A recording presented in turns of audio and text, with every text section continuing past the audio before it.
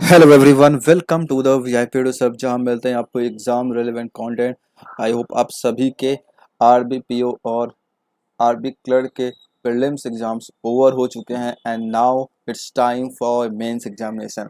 और अगर आज की जो वीडियो है ये मैं बना रहा हूँ आप लोगों के जीए के लिए। जीए में किस किस चीज़ों पे आपको फोकस करना है। वैसे पढ़ने को बहुत कुछ होती है, लेकिन सबसे मोस्ट इंपॉर्टेंट चीज़ें क्या हैं जो अगर आप पढ़ के जाओगे डेफिनेटली इससे क्वेश्चन एग्जाम में देखने को मिलेंगे। देखो, यहाँ पे अभी जब भी आप वीडियो देख रहे होगे 29th को आपके ऑफिसर स्केल 1 के मेंस एग्जाम्स होंगे एंड 6th को आपके यहाँ पे क्लर्क के मेंस एग्जाम्स होंगे। तो जब भी आप वीडियो देख रहे हो इसके हिसाब से आई थिंक आपके पास 45 days 40 days what ever time जो भी बचे हुए आपके समय हैं, उन समय में आप कैसे प्रिपरेशन कर सकते हो। यहाँ पे दो तरह के एस्पिरेंट होंगे। एक ऐसे एस्पिरेंट जो कि पहले से कंटिन्यूअस जनरल अवेयरनेस पढ़ते आ रहे होंगे, और दूसरे ऐसे होंगे जिन्हें आज लग रहा होगा या फिर प्रीलिम्स देने के बाद लग रहा होगा कि मुझे जीए पढ़ना चाहिए और अब जीए पढ़ना वो शुरू करने वाले हैं। तो अगर आप पहले से पढ़ते आ रहे हैं तो जो मैं बताऊंगा उस पर आप थोड़ा फोकस करना, उसको थोड़ा सा ज़्यादा प्रायोरिटी देना, ठीक है, उसकी ज़्यादा ज़्यादा रिविजन करना। सेकेंड, अगर आप अभी शुरू कर रहे हो, अभी भी समय आपके पास है, तो पहले आप जो मैं यहाँ बताऊंगा उन चीज़ों को पहले कवर करना, उस पर ज़्यादा फोकस करना। सिंपल सा सिंपल सा है। और इसको आप यहाँ पे फॉलो करेंगे डेफिनेटली आप अच्छा स्कोर कर पाएंगे। ओके, तो अगर चैनल पर नए हैं सब्सक्राइब कर लीजिएगा, वीडियो को लाइक कीजिएगा। बढ़ते हैं आगे। General awareness and banking awareness दोनों चीज़ें आपके एग्जाम में आती हैं। जनरल अवेयरनेस वो जो कि करंट अफेयर्स में होती है, और बैंकिंग अवेयरनेस जो कि बैंकिंग रिलेटेड आपकी करंट अफेयर्स होती है, या फिर थोड़े से स्टैटिक के पोर्शन। ठीक है, सबसे पहले देखो यहाँ पे आपके एग्जाम जो है 29 सितंबर और 6 अक्टूबर को होंगे। इंपॉर्टेंट मंथ आपके कौन कौन से हैं? सितंबर, अगस्त, जुलाई एंड जून। अब एक चीज और ध्यान ध्यान समझना, यहाँ पे ये 4 मंथ पे आपको देखो जनरली सभी रिकमेंड करते हैं 6 मंथ का करने के लिए। आप डेफिनेटली 6 मंथ का करके जाओ, मैं कुछ नहीं कह रहा, मैं ये कह रहा हूँ कि इस पे आपको ज़्यादा फोकस करना है। जून, जुलाई, अगस्त एंड सितंबर। ठीक है, और अगर इससे ज़्यादा करना चाहते हो जून के अलावा और चाहते हो और जाना पीछे, तो आप एक काम करना, आप मार्च मंथ का कर लेना। ठीक है, अप्रैल में आप लेस प्रायोरिटी पर रखना, लो प्रायोरिटी पे, और हाई प्रायोरिटी पे आप मार्च को रखना, इन 4 मंथ्स के बाद। ठीक है, सितंबर, अगस्त, जुलाई, जून के बाद अगर आप करना चाहते हो तो मार्च पे थोड़ा फोकस करना। ठीक है, अब देखो स्टैटिक भी क्वेश्चन आते हैं, चाहे वो करंट अफेयर्स में हो। करंट अफेयर्स के जो स्टैटिक क्वेश्चन बनते हैं वो कहाँ से आएंगे क्वेश्चन? तो जो आप करंट अफेयर्स पढ़ रहे होते हो उन्हीं क्वेश्चन में से, उन्हीं में से जो इवेंट कुछ ऐसे हुए होते हैं जिनके ऊपर आपको स्टैटिक क्वेश्चंस पूछे जा सकते हैं। ठीक है, अब बैंकिंग में क्या, बैंकिंग में स्टैटिक पोर्शन में क्या करोगे? वही जो नॉर्मल चीज़ें होती हैं, general banking knowledge, like NBFC काफ़ी न्यूज में रहती है, अर्बन कोऑपरेटिव बैंक या न्यूज में रहती है। उसके 4 टीयर स्ट्रक्चर हैं, इस तरह की जो भी चीज़ें हैं, थोड़ी बहुत चीज़ें जो एक्सपेक्ट करता है कि आपको वो चीज़ आनी चाहिए बैंकिंग की, वो उससे question white level ATM like that, different kind of थोड़े से स्टैटिक चीज़ें होती हैं, नॉर्मल नॉर्मल चीज़ें, बिल्कुल नॉर्मल लेवल चीज़ें, वो चीज़ आप यहाँ पे कर सकते हो। वैसे मेन फोकस आपका इधर होना चाहिए। ठीक है, अब मैं बताता हूँ कुछ लिस्ट आपको, जो टॉपिक में बताऊंगा आपको जो कि आपको डेफिनेटली करनी ही है। सबसे पहले आरबीआई के सर्कुलर, आरबीआई के सर्कुलर जरूर से करना, जरूर से। जो मंथ मैंने बताए हैं वही सारे मंथ आपको करने हैं। ठीक है, क्योंकि आरबीआई सर्कुलर से आपको बहुत सारे क्वेश्चन देखने को मिलेंगे एग्जाम में। छोटे क्वेश्चन भी हो सकते हैं और डीप क्वेश्चन भी हो सकते हैं। कहने का मतलब ये कि जो वन लाइनर क्वेश्चन होते हैं, लाइक सिंपल कुछ इंपॉर्टेंट एक चीज पूछ लेगा आपसे, या फिर हो सकता है कि स्टेटमेंट बेस्ड क्वेश्चन भी आपसे देखने को मिले। तो आपको अच्छे से पढ़ना है सर्कुलर, 4 महीने कवर करना है, और उससे मल्टीपल रिवीजन करना है, इस पर आपको फोकस करना है। Second, government scheme. Government scheme वो जो रिसेंट न्यूज में रही हैं, किसी में कुछ चेंजेस किए गए हैं या फिर कुछ में उसमें अमेंडमेंट किए गए, ऐसे कुछ भी चीज़ें हैं, वो आप साथ ही साथ जो गवर्नमेंट स्कीम रूरल इंडिया से बिलोंग करती है, एग्रीकल्चर से, फार्मर रिलेटेड, वैसे गवर्नमेंट स्कीम पे आप थोड़ा सा ज़्यादा फोकस करना। ठीक है, गवर्नमेंट ऑफ इंडिया के न्यू इनिशिएटिव, किसी भी टाइप्स की न्यू इनिशिएटिव हो, किसी भी तरह की टेक्नोलॉजी रिलेटेड चीज़ें और कोई भी चीज़ ऐसी हो, वो चीज़ आप फोकस करना। जैसे कि रिटेल डायरेक्ट स्कीम नई आई है, नॉट नई नहीं आई है, उसके नए मोबाइल ऐप लॉन्च किए गए हैं, तो वो आप थोड़ा सा को दे सकते हो। और इसके अलावा ऐसी चीज़ें कई होती हैं जो कि आप आरबीआई सर्कुलर में पढ़ोगे। आरबीआई सर्कुलर जो आते हैं उसमें सारी न्यूज़ आपको मिल जाएगी, एसआरओ एंड ऑल, वो चीज़ें आपको बिल्कुल कवर कर जानी है, ठीक है।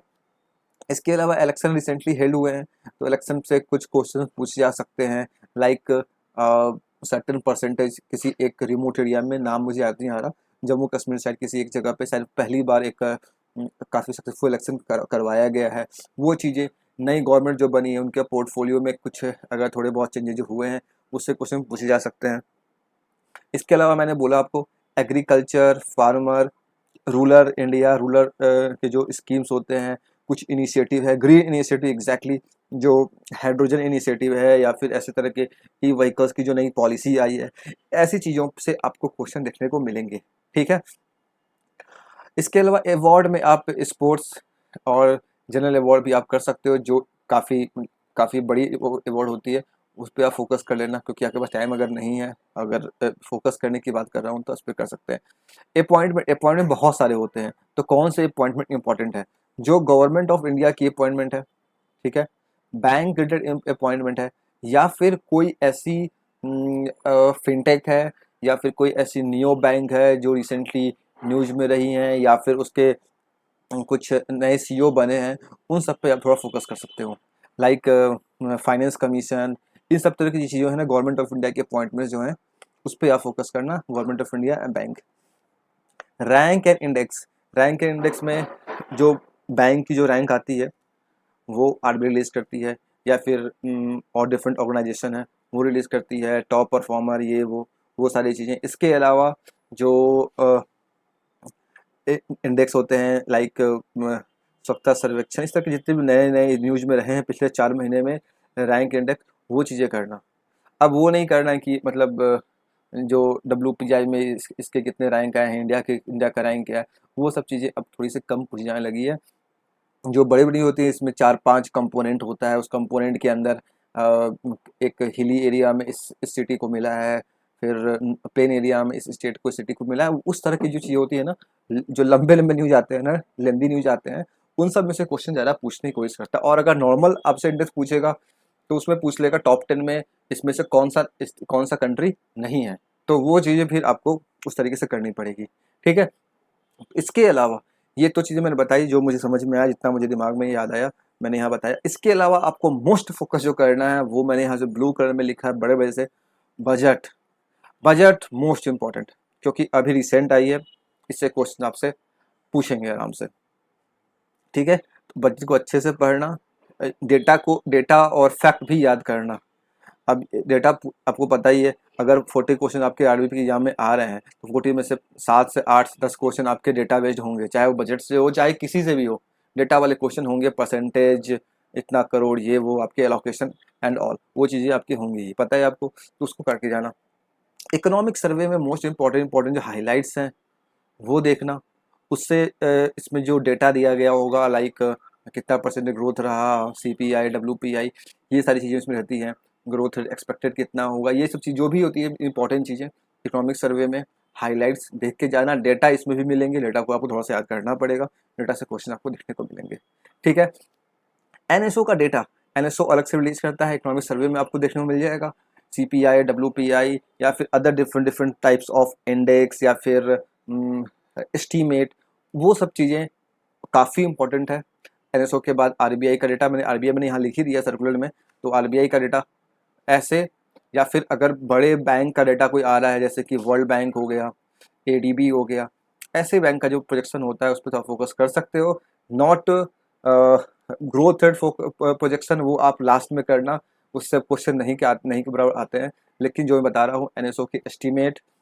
हाँ, एक और चीज़, एग्रीकल्चर का एक आई थिंक मार्च मंथ में या फिर किसी मंथ में मैंने देखा था कि एग्रीकल्चर का जो डेटा होता है ना वो रिलीज किया गया है, मतलब कितना हॉर्टिकल्चर का प्रोडक्शन कितना रहा, ये सब चीज़ें, इस सब पे फोकस करना। और रिसेंटली कुछ कुछ चीज़ों पे के एक्सपोर्ट पे बैन लगाया गया है, और स्टॉकिंग पे भी थोड़ा सा, होल्डिंग करने पे भी थोड़ा सा उसमें लिमिटेशन लगाया गया है।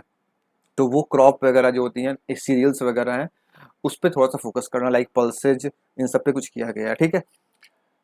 उसके बाद Paris Olympic, Paris Olympic on going है, तो उसमें आपको जो इंडिया से जो मेडलिस्ट होंगे वो किस स्पोर्ट्स से बिलोंग करते हैं, वो चीज़ें, ये चीज़, और उसके अलावा वर्ल्ड लेवल पे भी कितने मतलब मेडल वगैरह, ये सब चीज़ें जो नॉर्मल चीज़ें हैं पेरिस ओलंपिक, वो चीज़ आपको करनी है। इसके अलावा और कोई इंपॉर्टेंट इवेंट अगर ऐसा होता है, कोई इवेंट, मीटिंग वगैरह, कोई भी चीज़ ऐसा, उसको भी आप यहाँ पे फोकस पे रख सकते हैं। ठीक है, तो ये सारी चीज़ें आपको टॉप प्रायोरिटी पे हैं, ये चीज़ आपको करके ही जाने हैं। और मैं तो कहूँगा आपको बजट, इकोनॉमिक सर्वे, ये चीज़ें अभी से पढ़ना शुरू कर दो, क्योंकि थोड़ा सा रिलैक्स होकर पढ़ोगे ना, कम कम कम कम कंटेंट 10 पेज 5 पेज ऐसे करके पढ़ोगे तो आराम से आपके समय उसमें हो जाएंगे, रिवीजन भी आपका हो जाएगा। ठीक है, इस पे आपको बहुत ज़्यादा फोकस करना है। अब इसको फोकस करने के बाद और क्या करना है, सबसे इम्पोर्टेंट है, सबसे इम्पोर्टेंट, मैं कहाँ बता दूँ, देखो यहाँ मैं दे रहा हूँ। इतना कुछ हो जाने के बाद आपको क्विज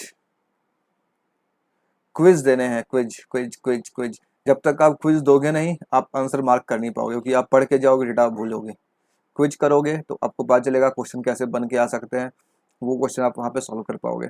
तो क्विज बहुत देना, मल्टीपल डिवीजन करना, ठीक है। बहुत ज़्यादा कवर करने से बेटर है कि आप कम करो, उसका ज़्यादा रिवीजन करो, जो कि आपको माइंड में रिटेन रहे, वहाँ पे आंसर मार्क कर पाओ। That a simple thing. To list है, इसे आप शेयर करना अपने दोस्तों के साथ, फ्रेंड्स के साथ। फ्रेंड्स दोस्त साथ सेम ही चीज़ होता है। और चैनल पे अगर फर्स्ट टाइम देख रहे हो, सब्सक्राइब करना, वीडियो अच्छा है लाइक करना। और अगर आप चाहते हो कि मैं किसी स्पेसिफिक टॉपिक पे, लाइक गवर्नमेंट स्कीम के ऊपर, या फिर कोई भी ऐसी चीज़ जो कि कौन कौन से एक्सपेक्टेड गवर्नमेंट स्कीम से क्वेश्चन पूछे जा सकते हैं, उनकी लिस्ट में अगर आप प्रोवाइड करूँ नेक्स्ट वीडियो में, तो आप मुझे कमेंट में ज़रूर से बताना। That's all for this session. Thank you for watching, and comment जरूर करना, लाइक शेयर मस्ट है। चलो मिलते हैं फिर नेक्स्ट वीडियो में। Thank you.